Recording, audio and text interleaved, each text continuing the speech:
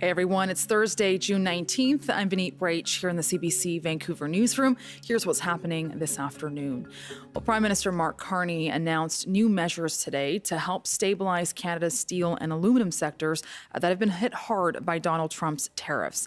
The president hiked the U.S. tariff rate on steel and aluminum from 25% to 50%. That was earlier this month. Well, now Carney is also signaling that he's willing to go higher with Canada's retaliatory response if the countries don't reach a trade deal in a month. Carney also said he's working on a new tariff rate quote, and that means some foreign steel imports will still be allowed, but anything above that limit will be hit with a high tariff, making them more expensive. And Carney said the goal here is to make Canadian steel more competitive.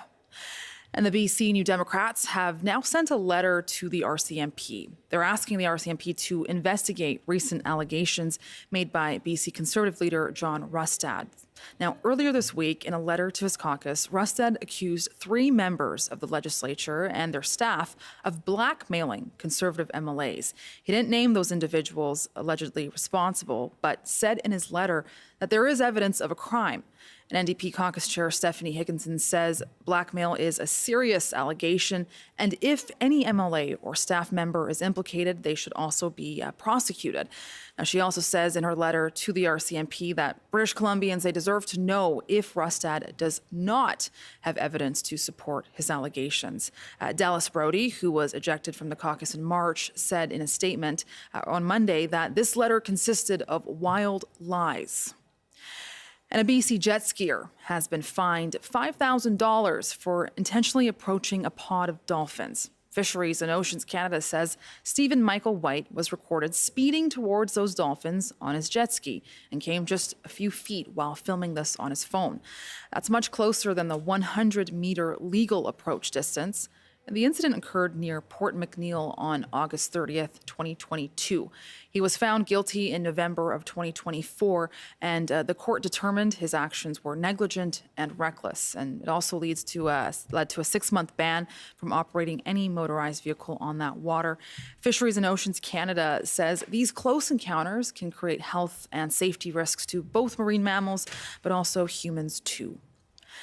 The Vancouver Aquatic Centre is set to have a big change coming up. Vancouver City Council has unanimously approved the Park Board's request for additional funding to renovate it. So that means the centre's 50-meter pool will be replaced with one that's half its size. And the mayor and 8 councillors voted to approve an increase of $35 million. But some swimmers who use that pool say a smaller one won't serve the community. Definitely they need to improve a little bit the area because a little bit old.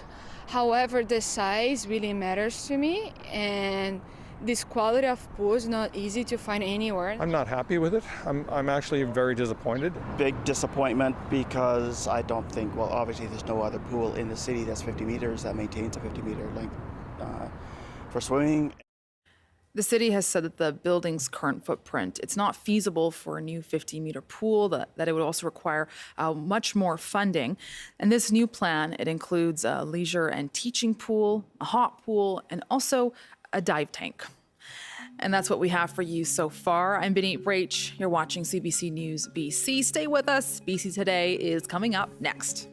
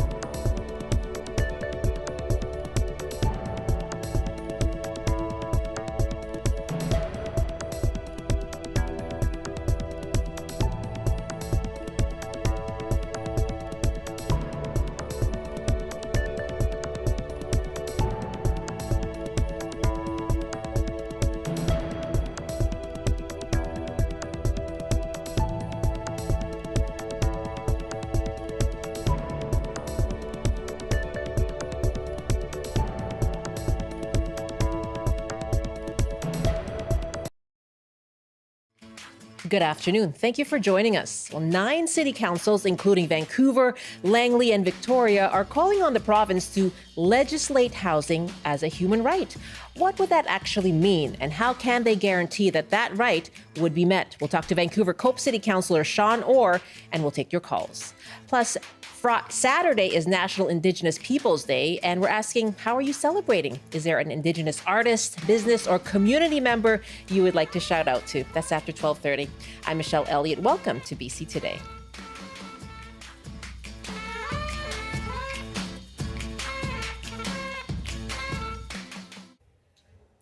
Nine city councils in the Lower Mainland and Vancouver Island are calling on the province to legislate housing as a human right. Motions have been passed in Burnaby, Langford, Langley City, Nanaimo, North Vancouver, Port Moody, Saanich, Vancouver, and Victoria. And it will be discussed at the upcoming UBCM. Now, the call comes amidst the housing affordability crisis across BC and the country, and the campaign is being led by the BC Poverty Reduction Coalition. We're going to hear more about that in a moment. And we're asking you, what do you think it would mean for housing to be legislated as a human right? And what measures would it take to guarantee housing for everyone? You can call us 1-800-825-5950, 604-669-3733. You can hit pound 690 on your cell phone as well. And by email, we're at bctoday@cbc.ca. As I mentioned, Vancouver Council is on that list. Sean Orr is a Vancouver councillor and joins me now. Good afternoon. Thanks for being here. Thanks for having me. This idea of housing as a human right isn't new, certainly, right? Federally, Ottawa has recognized it as such, starting with the 2019 National Housing Strategy. We've been hearing calls from BC's Human Rights Commissioner to push for a human rights-based approach to addressing the housing crisis. So that would mean changes to the BC Human Rights Code. So this push right now among municipal governments, where is it coming from?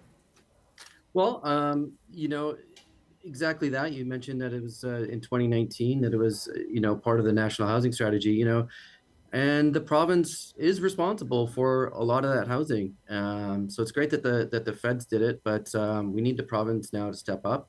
And it's a group effort, and it's so great to see so many councils getting on board and doing this. It doesn't matter what city it comes from. Whoever's kind of first in the queue at UBCM will get to present it, and it's just so great to have this, this team effort. I'm just reaching over here because this was the first thing that was in my office when I got elected just recently, was this postcard from BC Housing Action. Housing is a human right, and this is the top of everyone's minds. We heard it in a by-election. We heard it, people talking about the downtown east side, but also all across the city, people are struggling. And I kept sort of saying this issue a lot, this kind of phrase a lot, that homelessness is not natural. This is a choice. This is a policy choice, and we've got here.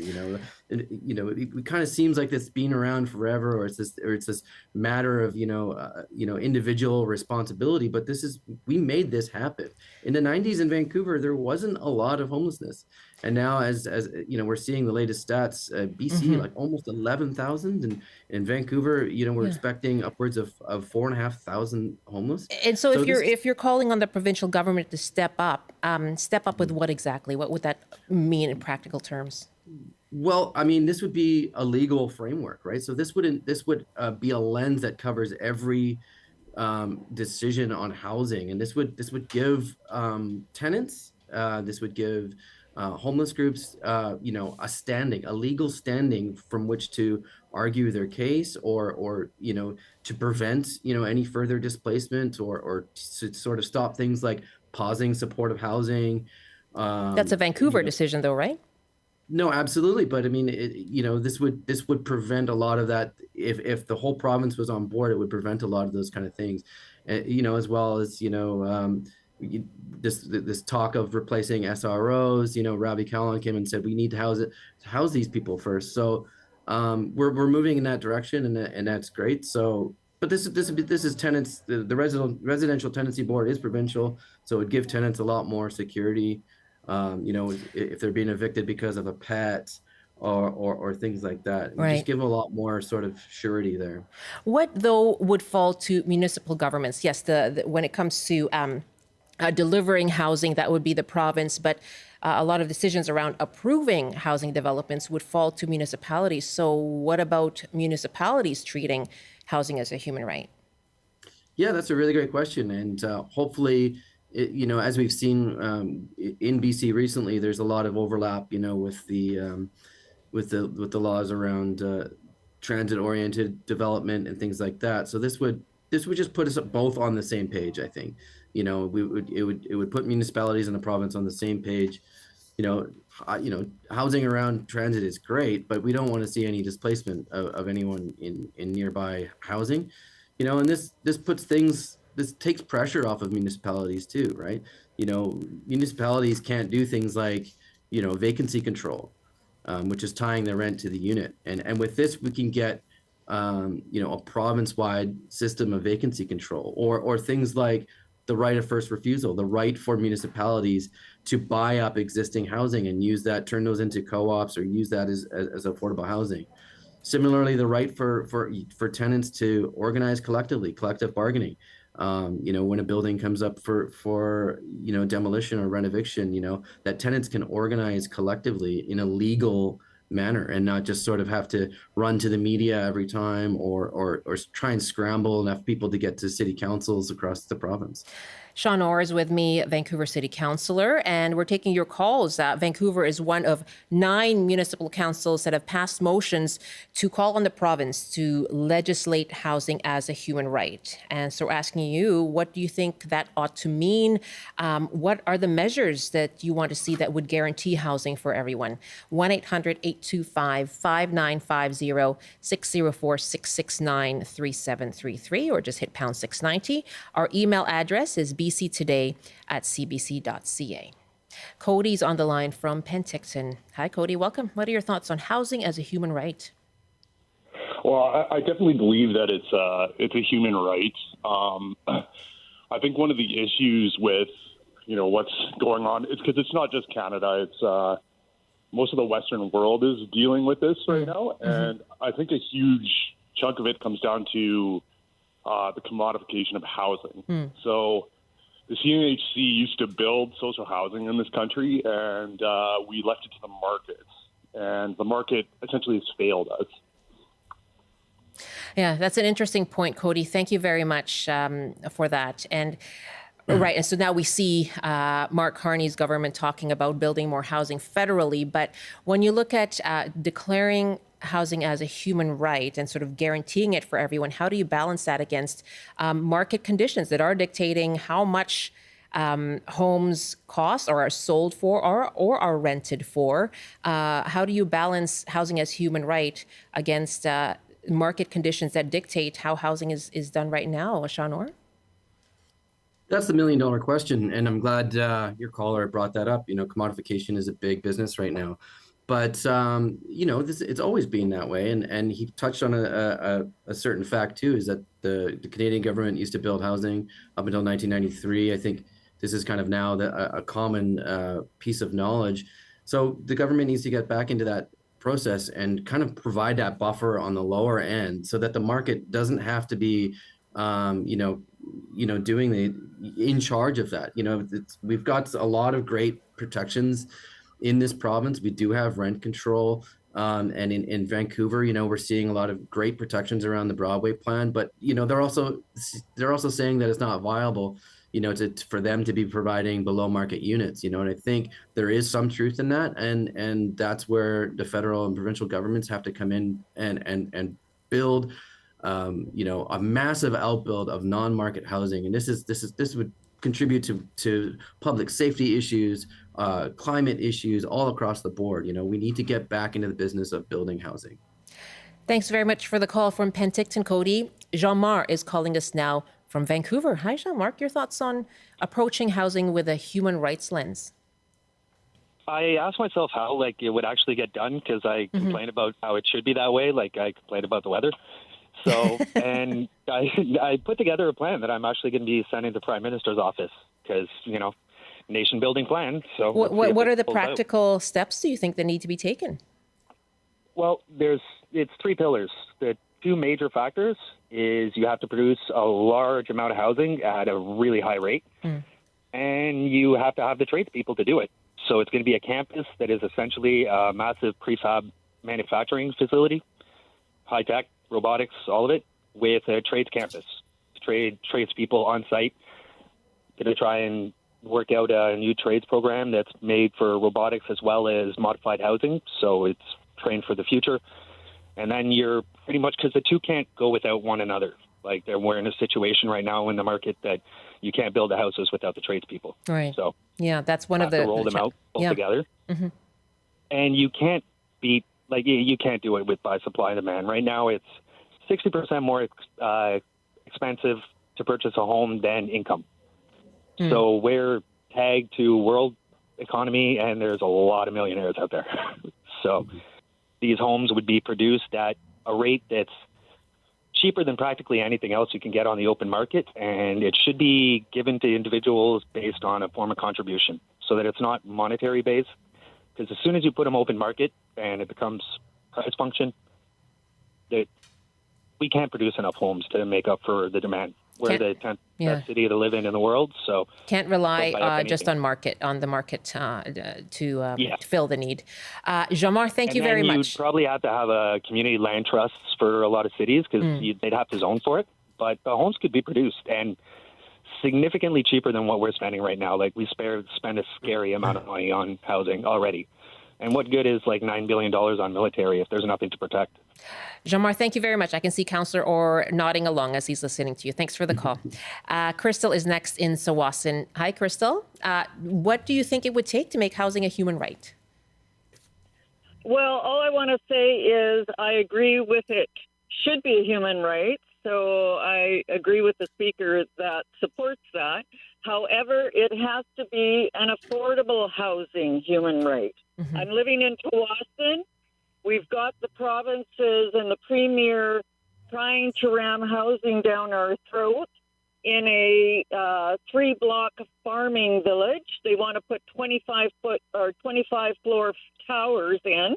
I'm not against the housing, but there's already plenty of housing there, and it's not filling up because it's not affordable. So it needs to be affordable. Otherwise, we're just playing the real estate game and the developers get rich.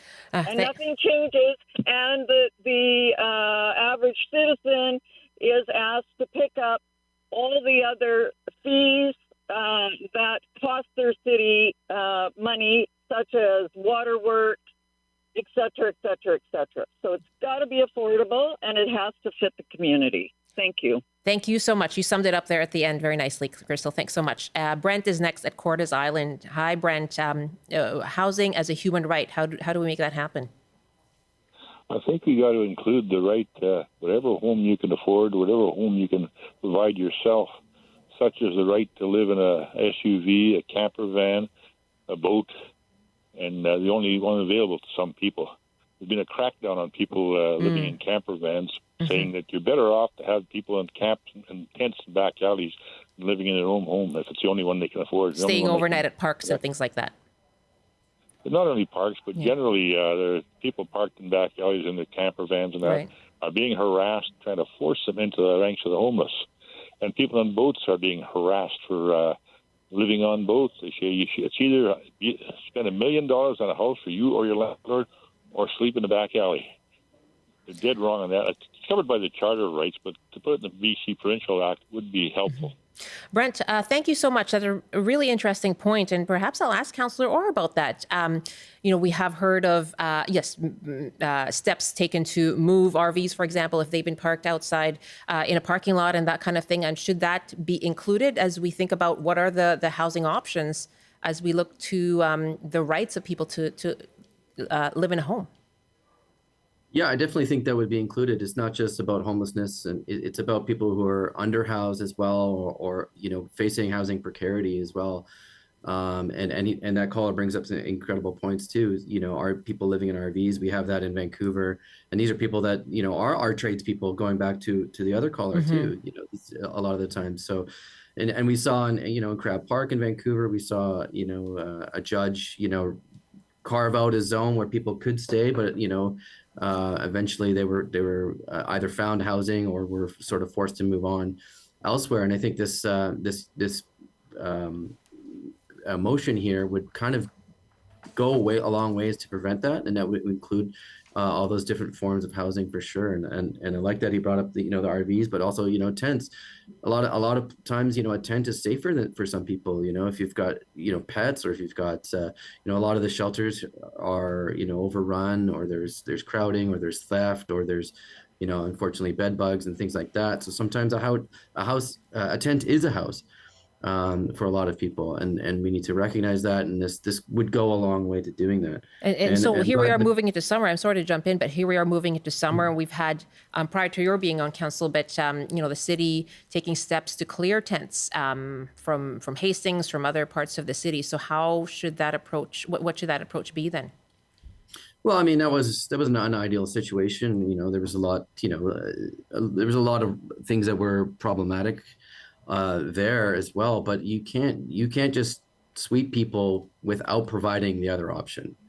You have to give them options, and there's places in I think in Portland they have Dignity Village. There's places that experimented with tiny home villages, and we've been talking about that in Vancouver for a long time. There is a pilot, and doesn't seem like it's going too well, but that's where the other levels of government come in and really, take this housing crisis seriously. Look at Finland. Like, there's almost no homelessness in Finland, because they do housing first. They to provide dignity with people, and then deal with some of the other issues that kind of come along with that are alongside of that. So okay. It's going to be all hands on deck, and I think this is just a nice, simple way to get everyone on the same page. Our next caller now is Kyle in Vancouver as well. Hi, Kyle. Hi, how are you doing? I am fine. And what are your thoughts on housing as a human right and how that can be implemented?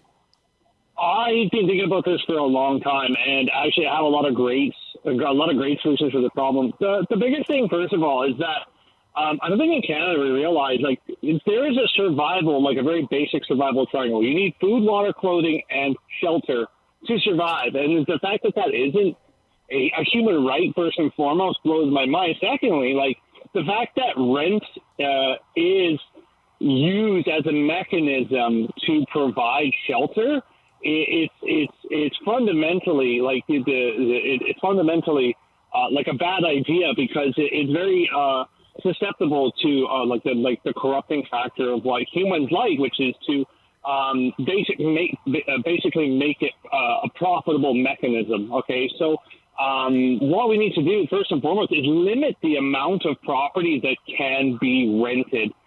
Something like, for example, like detached single-family homes. We wouldn't want any one person or organization owning more than, say, 2 properties personally, because why do you need that much land? If there's a limit, if it's already a finite resource, why is a small sector of the population able to basically hoard and gatekeep it from the larger population, which needs it? I guess they would say that they are providing some housing. They're adding to, they're helping to fill that gap. So where should the rental units come from then? So I agree with you that they are providing a service, but the point is that the service is being abused.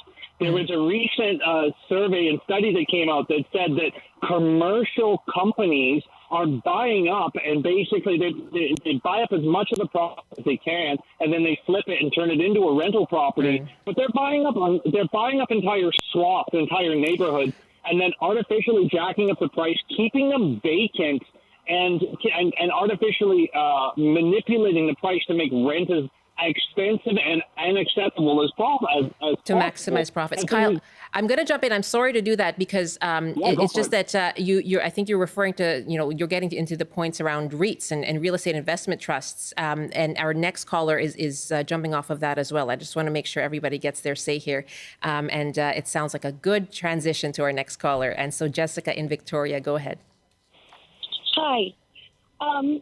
The REITs are really the driving force in the catastrophe that is housing right now. And housing is, of course, a human right. And what happened was this hasn't been going on all along. The REITs only used to invest in commercial real estate. And in the late 90s and early 2000s, they came into residential real estate and nobody stopped them. And they have bought up huge swaths of rental property across Canada. And there's now a class action lawsuit proposed to stop them from price fixing. In fact, there's a whole company with a website and algorithms that calculates just how much you can pinch your clients in the REIT that you own without them breaking. So it's not the way we can run housing.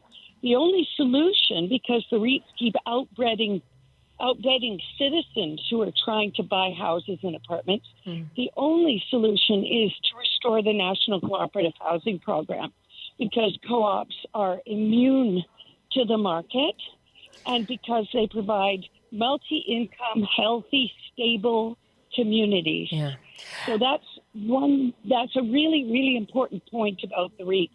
Jessica, and they are advertising now to people to buy their stock. Right. Jessica, thank you so much. I have just about under a minute here. Councillor Sean Orr, what should be done about REITs? Yeah, it's a really good point. I mean, I think in BC, we are a little bit more sheltered from REITs because we do have rent control. So when you take away that sort of financial incentive for these, these tools to come in, and buy up a lot of housing, when you take away that incentive, we don't see it that much. In Ontario, it's pretty bad. New York, it was bad as well. But BC, we're kind of sheltered in a lot of ways, and that's because of those strong rental protections. And we can go further with vacancy control. Okay. As I mentioned in the beginning. So I'll leave it there, but it's certainly a conversation that gets people talking. It's a top concern. Thank you so much for your time. Thank you. That is Vancouver City Councillor Sean Orr. And more of your emails now when it comes to housing. Of course, yesterday we talked about the condo market and the slowdown there, and asked you, what your situation was like when it comes to whether you're thinking of buying and you're still holding off, or if you have been trying to sell a condo. Annabelle Wright says, we purchased a small condo in Victoria in the tourist area downtown so we could have a place to stay when visiting our family and his family, our son and his family. We now can't Airbnb it because of the legislation. And if you rent it out, we can't make our costs. If we tried to sell, we would lose money as the market is flooded. I don't think companies should hold multiple properties, but there must be a reasonable solution. Brittany writes, I recently bought a condo in Victoria, and my impression is that people who bought 5 years ago during the pandemic are asking for too much. During the pandemic, the market peaked, and now folks who want to sell their investments are asking too much. It's not the whole story, but it is a piece of the puzzle. Allison writes, I'm playing my tiny violin for folks losing their, quote, rec property or recreation property in Vancouver due to short-term rental regulations, though I think I've misspelled it, as it should probably be spelled W-R-E-C-K, rec property ownership possibilities for average income folks. These people just don't get it, and their level of entitlement is gobsmacking. Thank you so much for all of your emails, of course. Lots to talk about when it comes to housing. Our email again is bctoday@cbc.ca.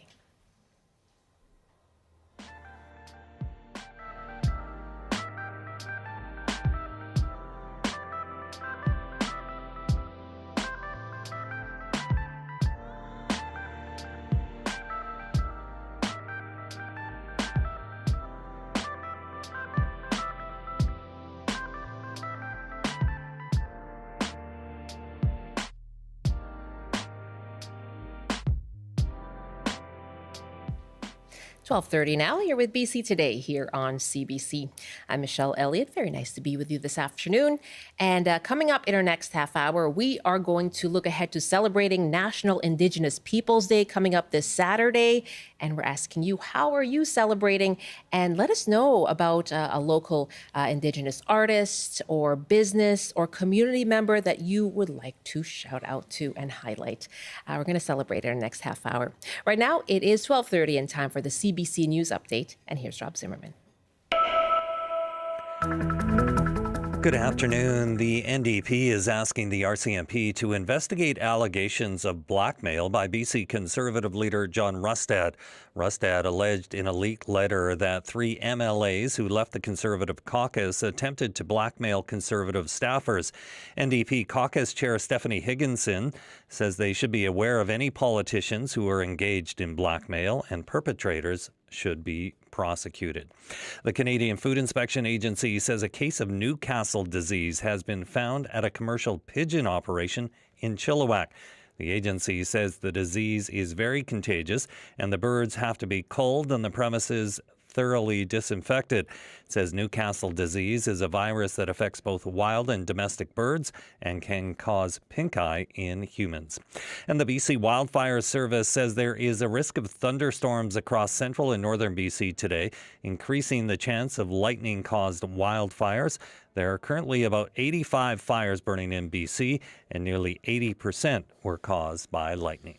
And now the forecast on the north coast, mainly cloudy this afternoon with a high of 14, highs around 15 with showers tapering off in the Peace. In the central interior, including Prince George, mainly sunny with a high of 17, highs in the mid-20s with lots of sunshine this afternoon in the Kootenays. In the southern interior, including Kelowna, sunny with a high of 25. And for Metro Vancouver, Greater Victoria and the Fraser Valley, a mix of sun and cloud this afternoon with highs around 20 degrees. That's your CBC News update from Vancouver. Thank you very much, Rob. Rob Zimmerman in the CBC Vancouver newsroom. This is BC Today here on CBC. I'm Michelle Elliott. Thanks so much for joining us. And coming up on CBC Radio in Metro Vancouver, here's what guest host Jason D'Souza has in store. Hi there, Michelle. It's Jason D'Souza coming up on the coast this afternoon. He's not Ace Ventura, but he is a pet detective. We are going to meet the team behind Pet Searchers Canada. Also, FBI Director Kash Patel says that Vancouver is the root source of the fentanyl crisis in the United States. We'll try and fact-check that claim tomorrow with reporter Andrea Wu. Those stories and so much more coming your way on the coast this afternoon. It all starts at 3 p.m. Jason, thank you very much. A pet detective. Alrighty then. You remember Ace Ventura. That's Jason D'Souza, my friend, coming from Victoria, where he, of course, usually hosts All Points West. He is sitting in for Gloria Makarenko and On the Coast. So you can hear him this afternoon starting at 3 in Metro Vancouver on CBC Radio 1 and anywhere on the CBC News app.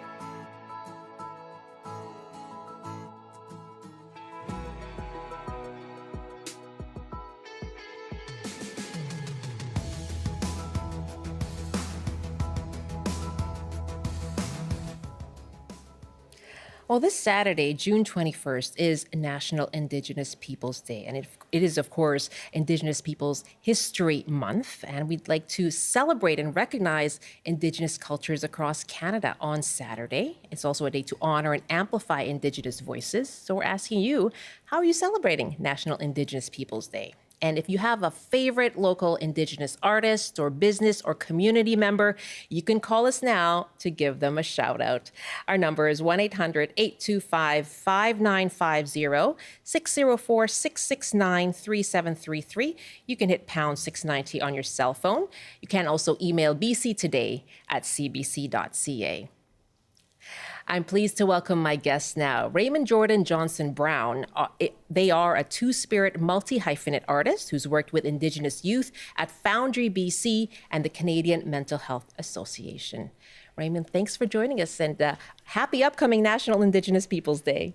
Yes, thank you so much. As we say in Mi'kmaq, Wilalin, which means thank you for having me and on this important holiday. Okay. It's my pleasure. You know, I've seen your photos on Instagram, on various things, and I can feel the joy just bursting off the screen. You really do have that. You are celebrating through your photos and your art. You know, tell me a bit about how you are marking National Indigenous Peoples Day. Yeah, this year I actually have the privilege and opportunity to be in York celebrating Pride with one of my best friends, Shelazon LaRue, who a lot of Indigenous folks know her as Auntie on TikTok. So we're really excited to, I think, spend time in community, be together, and enjoy the land and bring that Indigenous resurgence into the stage and into the live entertainment that's there. Wow. Tell me more about that Indigenous resurgence. Yes, leaning into that. Yeah. So Indigenous resurgence, I took me a while to reconcile with this word reconciliation. What is my role in reconciliation, and is it my role?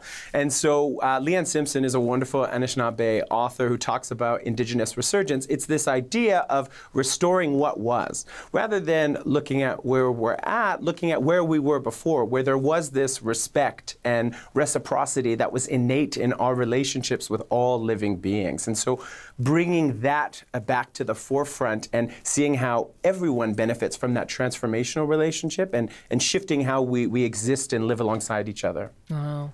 Where do you think we can see that now, or where can we bring that into how we live our lives? Yeah, I mean, there's this old school elder. He said, sometimes your meditation as you're walking down the street, when you look at the trees, the things that you breathe out are what the trees need, and what the trees release are what you need. And just that conscious awareness as you're walking down the street, going through downtown Vancouver. I'm kind of the person who loves talking to strangers. I don't get that at all. But I've learned so much. I've been able to express different parts of myself and learn so many different lessons. So I think taking it down to the micro relationships between us and all living things, saying hi to your neighbor, checking in with people.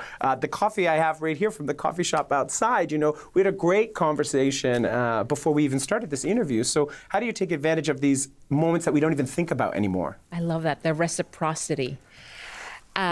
You touched on it a little bit, but through your work, you're multi-hyphenate, right? You're a dancer, an artist, an educator. Yeah. So how does your own Indigenous heritage influence your work on all those platforms? Yeah, I think for me, I was a child. My mom's a survivor of the Nova Scotia Home for Colored Children. She's Afro-Mi'kmaq. Similar to residential schools, this was a space designed for care that was a site of great harm. And then myself, too, I went through foster care. And so I couldn't always articulate what I needed to say with my words. And so back in that period of time, going back and forth between home and with my biological mom, I used to just dance. When the social worker was there, I would just dance and move. And I've always been told that our body holds stories. Mm-hmm. And so I think I'm really grateful that I've been able to make a bit of a career and find an opportunity to continue to showcase that opportunity to participate in, I guess, somatic healing, if you will. Somatic healing. Yeah. Wonderful. Let me put out our numbers again. My guest, Raymond Jordan Johnson-Brown, a two-spirit multi-hyphenate artist who has worked with Indigenous youth at Foundry, BC, also with the Canadian Mental Health Association, among many other things. And so we're asking you as well, how are you celebrating National Indigenous Peoples Day?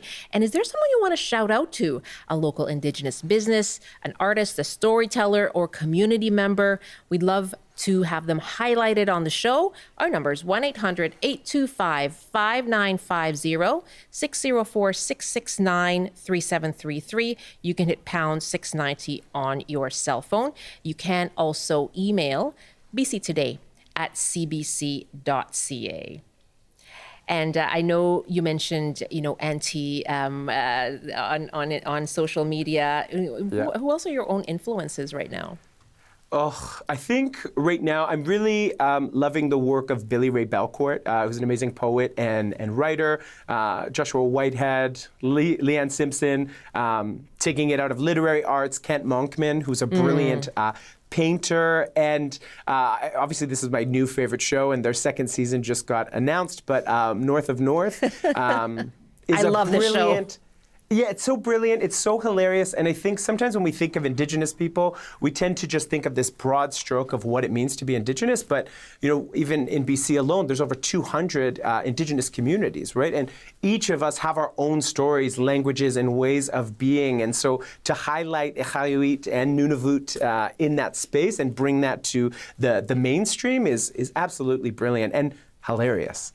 It is hilarious. I love this show myself. I'm so excited that it's on Netflix now because I'm hoping it will introduce it to another audience. I know it's on CBC and APTN. This is a show about a young Inuk woman who's a mother and in an Arctic community, and she's kind of trying to forge her own path. And what a character. Yeah. Oh, she's and is a brilliant, I think, actress. And, yes. And Micah, there's so much talent in that show. And you're just showing, I think, the complexity, because sometimes when you celebrate Indigenous Peoples Day, you kind of put us in the past as something that's not still around. But no, we're alive, and we're friggin' hilarious, and we love to laugh. And I think in so many ways, we kind of create these damage-centered narratives. I got to help them. I've got to help. But I think sometimes you need to come alongside and have some joy with us and laugh with us and show that we're complex, rich human beings. We're not flattened individuals. We're alive and thriving. Tell me more about that joy, why it's important to lean into that joy. I think Alok, who is a comedian and public speaker, a non-binary human, they talk a lot about joy is the thing that is often taken away when you are oppressed in society. And when you find joy, that is really an act of resistance. I think it's the only way forward. And when we look at the complexity of our world today and the fight for liberation across many distinct groups, we often forget about the joy. And I think joy has to coexist with anger. It has to coexist with grief and sadness for the realities that happen. And all of that coincides and comes together, I think, to build, I think, a world that is really going to honor that reciprocity for all living beings. We have a caller here on the line. We're asking people how you're celebrating National Indigenous Peoples Day. Tell us about someone you want to celebrate, an Indigenous business, artist, storyteller, community member. Love to hear from you. 1-800-825-5950, 604-669-3733. You can hit pound 690 on your cell phone or email bctoday@cbc.ca. Charlie is joining us from Vancouver. Hello, Charlie. Welcome. Hi. Thanks for having me. Yeah. Is there anyone you want to highlight or shout out to?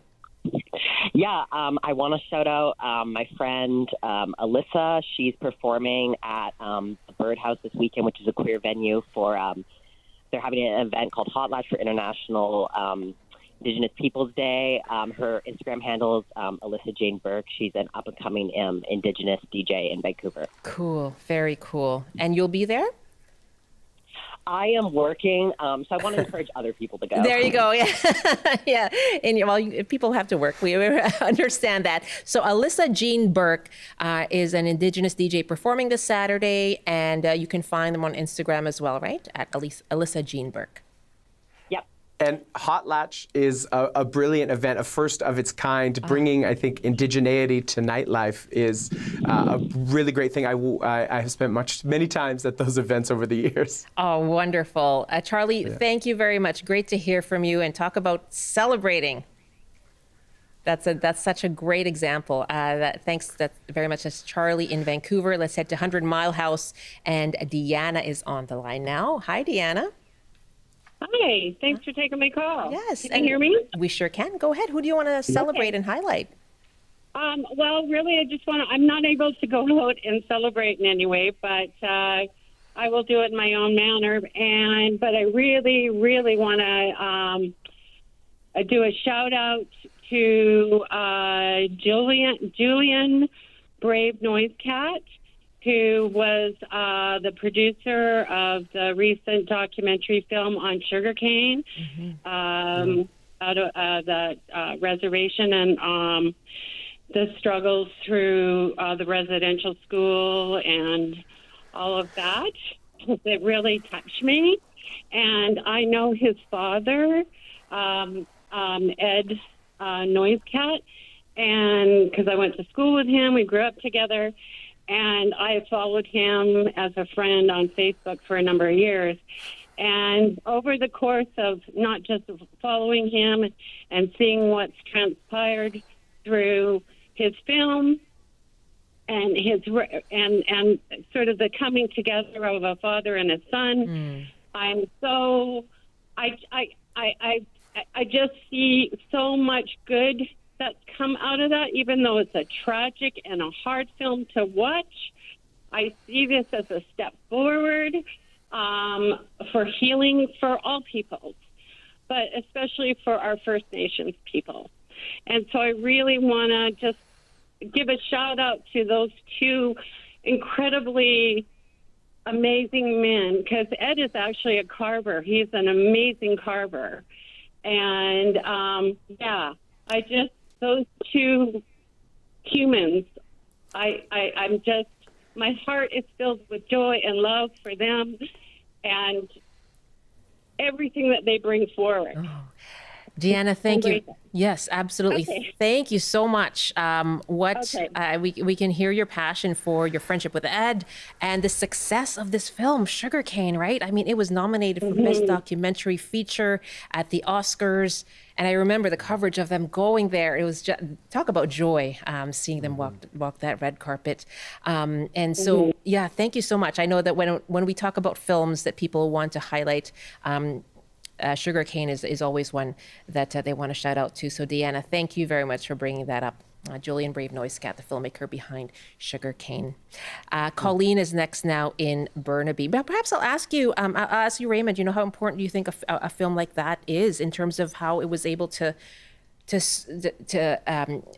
be so prominent?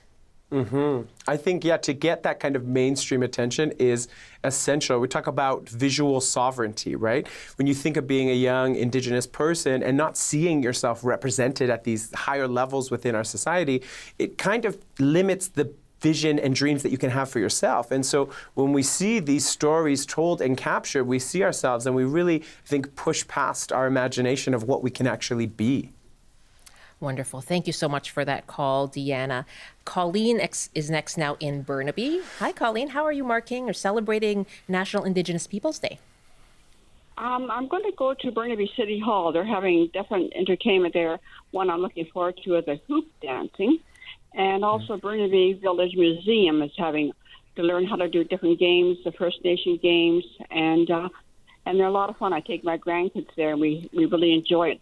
But the main thing I wanted to share was I'm non-native, but I've got hooked onto this radio station called 106.3, and it's called The Journey, and it's a First Nations radio station. And I have been turned on to so many Indigenous music that I didn't even know existed.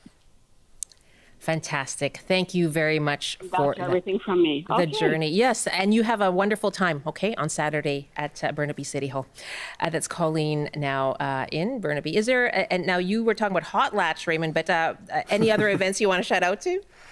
No, there's so many listeners from across BC, and so I think the thing I always like to shout out is native-land.ca, and on that site you can put in your address and see whose lands you're actually on, and then when you click in, you can see the pronunciation of the lands. I think it's so powerful to speak the language of the land on the territory. And you can click in and see what kind of community events, powwows, different celebrations that the community is doing, and also looking at what are some of the needs that community might have so that you can celebrate joy, but also celebrate and participate in some action to keep helping us move forward. Yes, I've used that website many times, and thinking as well about summer travel coming up, right? And people traveling across the province, across the country, and thinking about the lands that you are visiting.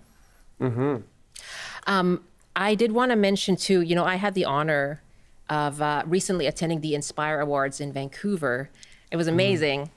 Jeremy Dutcher performed, and I was introduced to someone who's new to me, Tia Wood, who's a singer. Yes. Oh my goodness.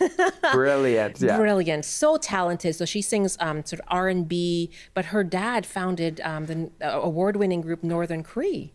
Oh my goodness. It's in her blood. It's in her blood. Yeah. But Dirt Roads is always that single that she released recently. Dirt Roads is always, I think, on my playlist at least once a day.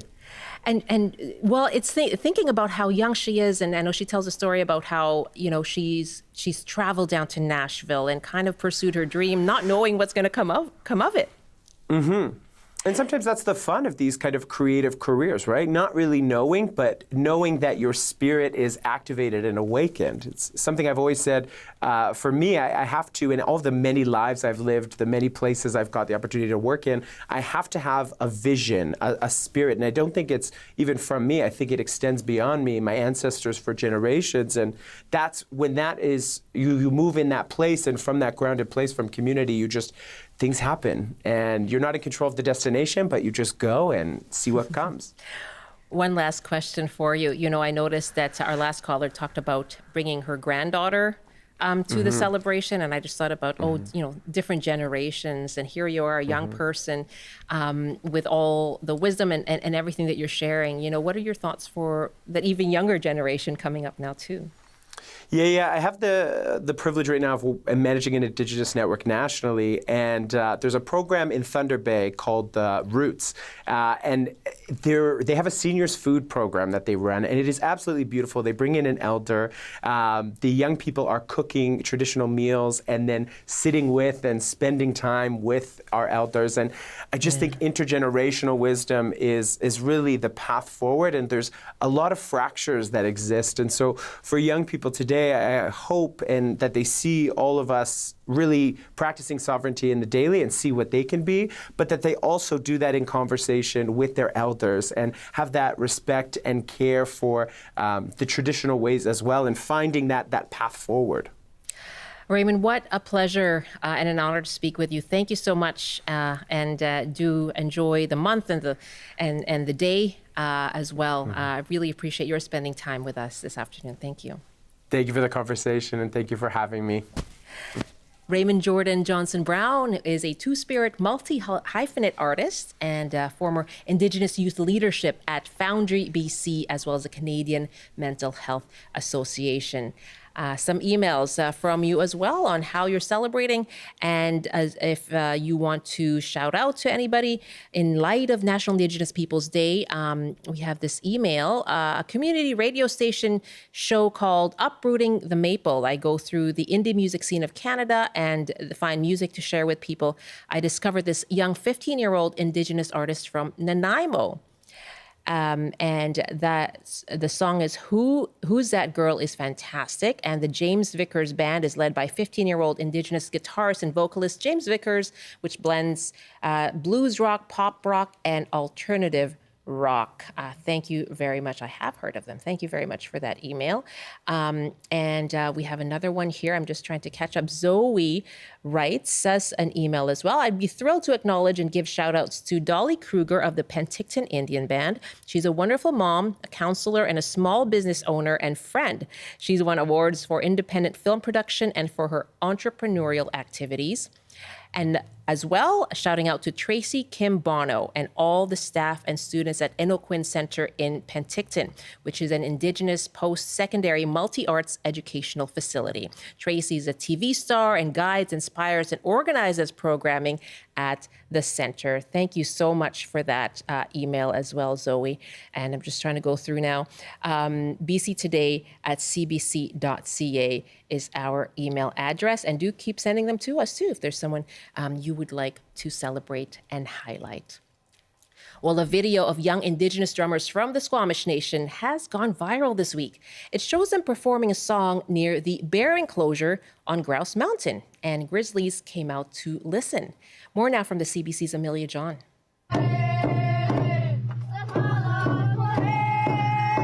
It's an incredible moment caught on camera. The proud little warriors performing outside the grizzly bear habitat on Grouse Mountain in North Vancouver. I felt so blessed when they came really close to us, and then my first time seeing a grizzly bear. It felt so awesome and so exciting to sing to the bears.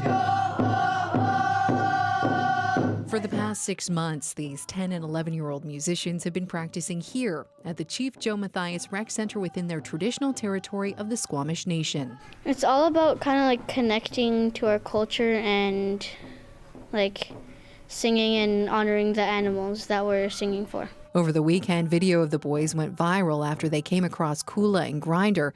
They couldn't see the bears at first. That's when they sang their grizzly song and coaxed them out. And I thought it was kind of supernatural. I really like looking into supernatural stuff because if you keep looking, it always looks like it always shows up. Their video has more than 1 million views and counting. I shed a tear when they were singing up at Grouse Mountain, just because, how proud I am to see how far they've come. They're now getting messages from people halfway around the world. I'm happy, to get our language and our culture out there, let people know that we're still here, that we're still speaking our language, and, we know our culture and our songs, and that the Squamish Nation people are still here. The Proud Little Warriors have several more performances coming up and plan to keep singing to honor their language and culture. Amelia John, CBC News, West Vancouver. Thanks very much to Amelia John for that story. Now, earlier in the show, we were talking about housing as a human right, as 9 municipalities in the Lower Mainland and Vancouver Island have put forward motions to have the province declare housing as a human right. We got a couple of emails here. One from Spring Hawes, who's a disability advocate. It's beyond frustrating to hear these deep and very important discussions about housing as a human right without addressing the complete absence of accessible housing. The federal housing advocate recently sent a letter to the ministers responsible for innovation, diversity, and inclusion, the housing, and the Attorney General of Canada, emphasizing that housing is a human right for all Canadians, including those with disabilities and seniors. The reality is that accessible housing is almost non-existent. Many disabled people experience extreme marginalization and segregation simply due to our failure to choose to build homes that all people can access. Thank you very much, Spring, for that email. Neil writes from Victoria, I definitely support making housing a human right. I just retired and I can't afford to rent on an $1,800 pension.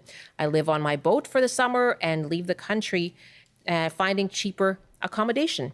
My big question is, why do the taxpayers of Canada have to pay for all of this if affordable housing when, let's be honest, it was the commodification of homes by real estate agencies and investors flipping programs that have made this normalized. BC Today at cbc.ca. Thanks so much for your thoughts.